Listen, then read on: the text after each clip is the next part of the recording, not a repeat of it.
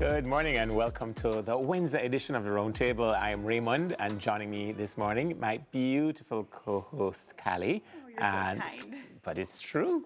And our very, very special guest, chef and artisan, Cheyenne Reese. Welcome to the room. Welcome. Thank you for having me. It's such a pleasure to be here this early in the morning on a Wednesday. And she's coming from Mobay. I don't know if you wanted me to tell him that, but Please do. You came all the way in from Montego Bay this morning? I thought she drove from last night. My girl woke up this morning and drove in. So that's commitment. That is commitment. Yeah. For you guys, I'll commit anything. So how was the drive in? Lovely. Yeah. It was dark. Dark? It was dark. Saw some wildlife, and we're fine. We're good. We're here now. That's We're what here, we're matters. here. How have you been, Callie? Good. I'm happy to be. I mean, when I saw that Raymond and I were going to host, we always look forward to these times. I am happy today. Yes, this is a very, very special Wednesday for me too. Yeah. All right, so now it's time to see what is buzzing in our social buzz.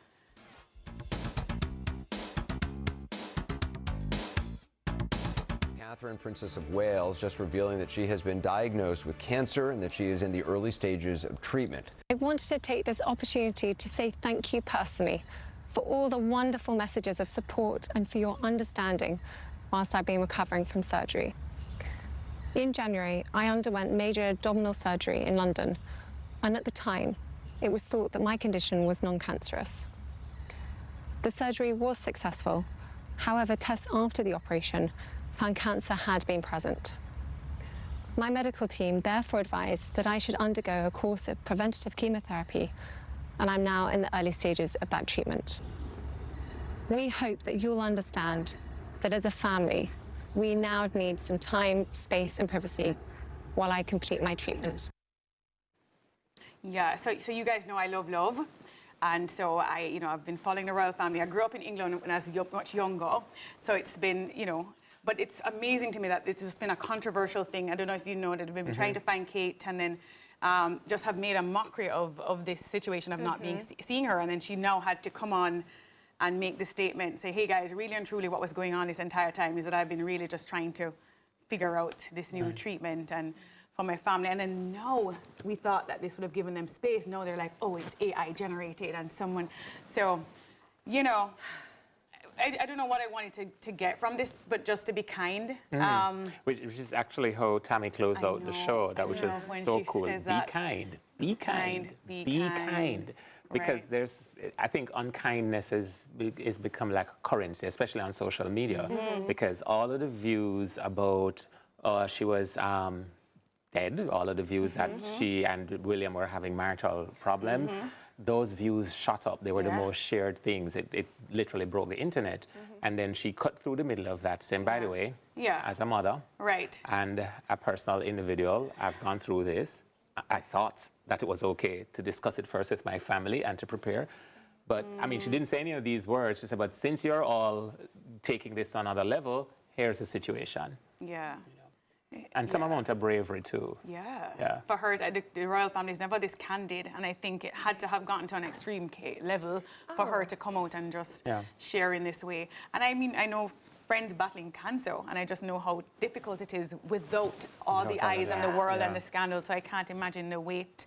I think trying to navigate something so intimate and something life-altering while having your entire life dissected on social media, and it's kind of like this audacity. People think you owe us something because you are part of the royal family, or you owe us because you're on social media, and it's a very invasive part of privacy. But to really see her and Prince William be ripped apart in this 30-part series, it's kind of shameful. Yeah. Now to jump out of social spaces and into the bag of things, it's now time for our bag of things.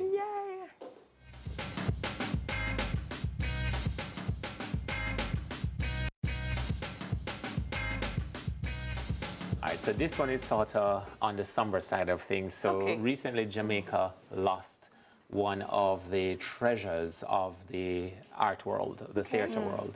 Brian Heap recently passed on, and he was diagnosed, friends told me, just prior to Christmas with an aggressive form of brain cancer. And that's Brian there. Wow. And one of his closest friends, Christine English, said that he had stopped being the Brian that we had all known for some time. And it's a difficult language to use, but people who knew him well are actually relieved that he is gone to a better place and out of pain. And on a personal note, when I was on campus, oddly enough, Brian recruited me to the University of West Indies Dramatic Arts Society.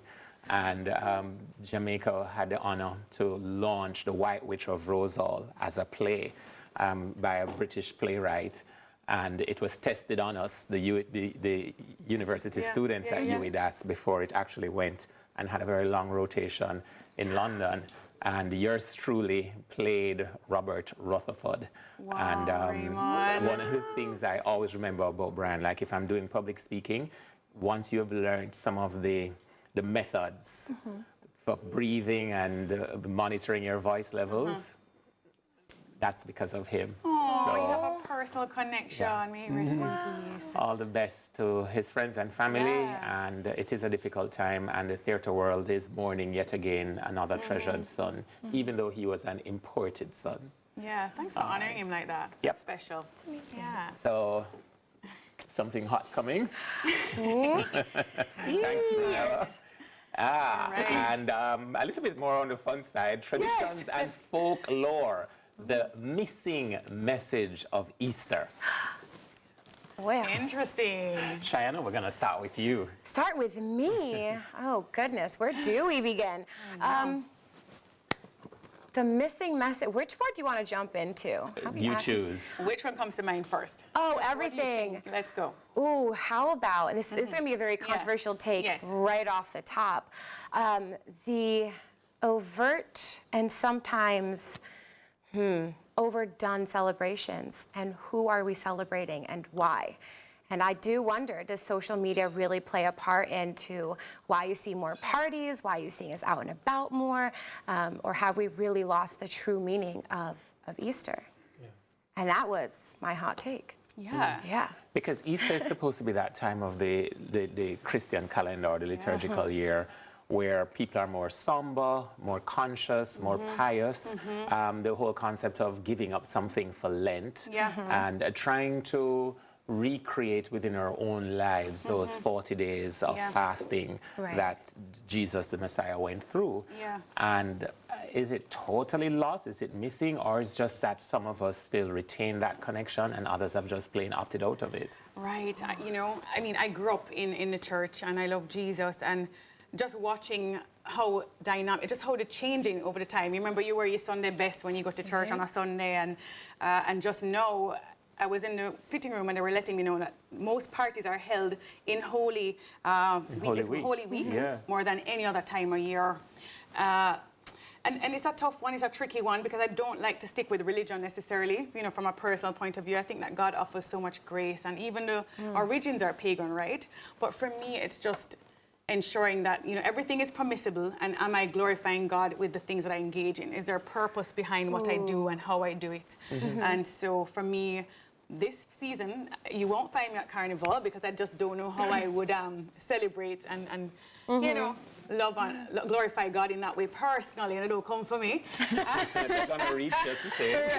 Pleasure, but you know, but we're staying focused, and just in my own non-religious way, how can my life look like worship? How can my life look like in every day? Right, and it's difficult to navigate, I think, especially in today's world, and it even ties back in the social we were just talking about is how do you live your life for you with your values while also still maintaining friendships with persons across the board, across different religions, and respecting them, but remaining and respecting and honoring yourself as well, which can be very, very difficult to navigate, I think, especially in this time of year. And today's Jamaica is very different from traditional Easter. I mean, there were still Palm Sunday parades across the country, specifically in the older churches, the Baptists, the Methodists, the Anglicans, the Catholics. And that's not to say that they're the only persons that maintain that connection with Easter, or that they're the only ones who do it correctly. Because I'm not into that kind of judgmentalism, but you saw less of it, I found. And today's children don't even understand the connections and some of the fun traditional stories, which we'll get into when we come back from the break. See, I want to learn something new. Within the Caribbean islands and also.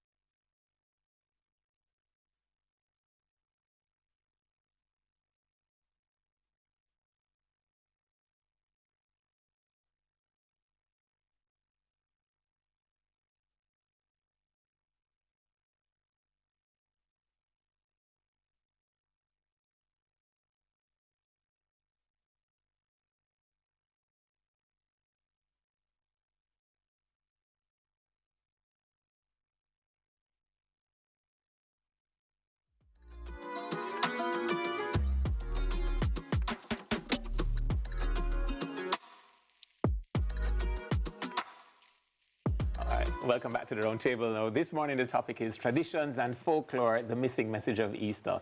So I don't know how many Jamaican families even knew that this tradition existed, and I worse don't know how many Jamaican families still do it. But growing up with my grandmother, she said on Good Friday, if you get up before day or morning and open an egg in a glass of water, the egg will take the shape of something. Of course, the chemist in me now understands what happened. The albumin touches the water. Are you gonna I don't want to do that. I don't want to give the science behind it. But the egg white changes into different forms as it falls through the column of the water, right? And they say that whatever the shape is will predict your life. Wow. And it scared me because she told me of this lady that did it in Point in St. James, where she's from, and saw the shape of a coffin. Oh. And guess and what happened? Within a few weeks, it was bye-bye birdie. So I've never done it. I don't know if it still happens, and I don't know how many younger people know about it. Well, not if it's going to show me a coffin. Count me out, thank you. But if it like showed a tree, then it meant that you'd be prosperous. If it showed a plane, then or a ship, you'd have gone on travels. You know. So can I ask you, Raymond, as a scientist, and you have the facts behind what you do, and you have a grandmother who is very, seated in what her beliefs are. How do you find your center? What do you believe? What do you think? Well, my center was keep the science in the science lab, because if I went to my grandmother and said, but Nana, what is actually happening? Should kiss her teeth. So you don't come to her with it? No, you mad? Should I say the more you go to school, the more you turn fool. Your head could have swelled you? No. My grandmother kept me grounded. But were there any other traditions that you guys were, participated in as younger children? Yeah, I mean, I think I'm a little bit westernized, and my kids grew up in the States, so we wouldn't miss an Easter egg hunt. I mean, that was, you had to have the bunny, and you had to have, hiding the eggs. That was fun for me. Yeah, and the painting of the eggs. And the painting of the eggs. Wearing, like, of course, you're cute. Everybody has to have a brand new Easter dress. The Easter hat, the Easter hat competitions you put in. But definitely the Easter egg hunts. But I know my family, a few years ago, have a lot of sisters and a lot of nieces and nephews. And Florida is hot, so we started doing Easter egg at night, but we put little glow sticks in the eggs so they can find them. So we're not out there sweating in the sun. The kids get to find things, and the candies are not melted. Yeah, that's amazing. Because they bring them out at night. Yeah. Any more Jamaican ones? No? Bun and cheese. Bun and cheese. Bread, unleavened bread. I mean, even to use the word unleavened bread, does that still even happen? Right. And the thing was to deny yourself. So during, especially Holy Week, no meat, no red meat, no pork. Sprat bread was the Good Friday breakfast. Amazing. But even the combination of the bun with the cheese, that's supposed to happen after the day of fasting. So you get that's back how something. You break the fast, no. There you go. Yeah. There you go. And in England, hot cross buns. Which I didn't know that was seasonal. I thought, I mean, that was probably everywhere probably year now. Round. But then it was a thing for Easter. So people thought that cross in the bun was the depiction of the crucifix. It became that, but originally the hot cross buns were for a pagan celebration of the goddess of fertility.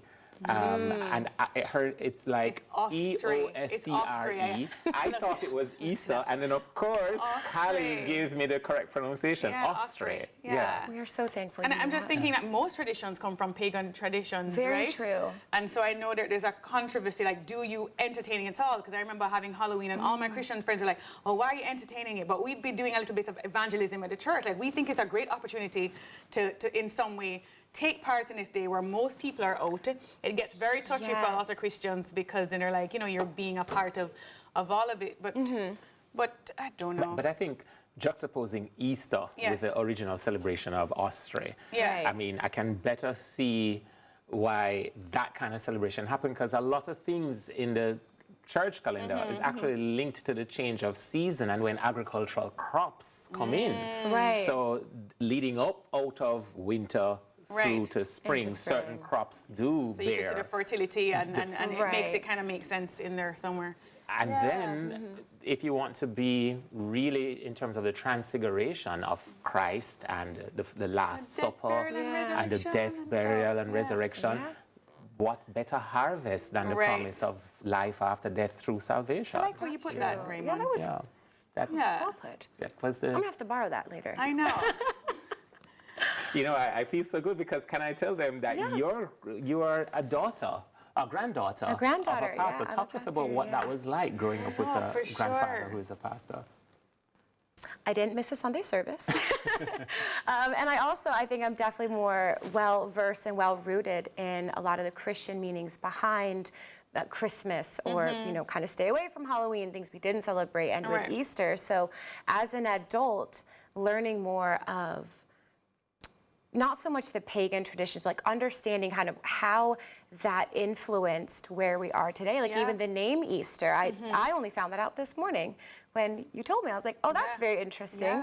But influencing it really gave me a great foundation, in my opinion, to start out this trek of life and trying to navigate it, but also allowing me the space and the grace to have an open mind and accepting people from all walks of life and starting a conversation. I think one of the things we really do miss out today is if you're so steadfast one way or so steadfast the other, you really are missing having a roundtable discussion. 100%. And your experiences of life is what brings your opinion. And there's nothing wrong with your opinion. It's based on how you grew up, what you've experienced, and same.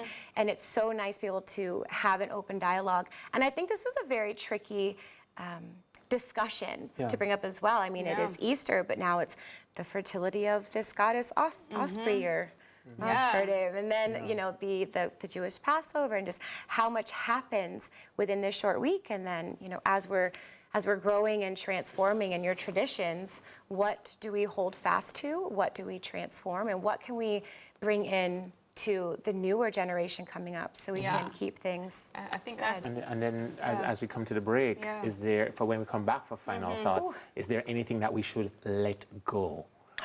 You know, but how you put that about having a roundtable conversation, I didn't miss that. I'm just saying. Nicely done. We're on the break. We'll hit the home stretch right after this. Nicely done, wasn't that? I tried, guys.